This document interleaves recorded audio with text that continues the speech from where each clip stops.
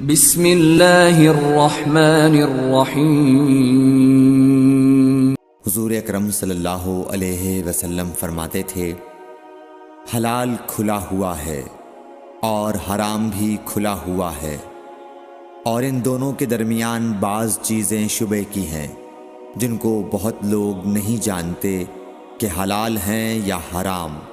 پھر جو کوئی شبے کی چیزوں سے بھی بچ گیا اس نے اپنے دین اور عزت کو بچا لیا، اور جو کوئی ان شبے کی چیزوں میں پڑ گیا اس کی مثال اس چرواہے کی ہے جو شاہی محفوظ چراگاہ کے آس پاس اپنے جانوروں کو چرائے۔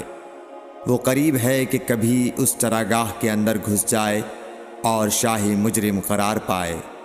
سن لو، ہر بادشاہ کی ایک چراگاہ ہوتی ہے، اللہ کی چراگاہ اس کی زمین پر حرام چیزیں ہیں، پس ان سے بچو۔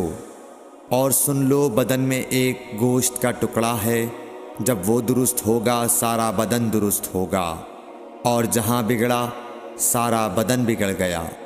سن لو، وہ ٹکڑا آدمی کا دل ہے۔ صحیح بخاری حدیث نمبر 52۔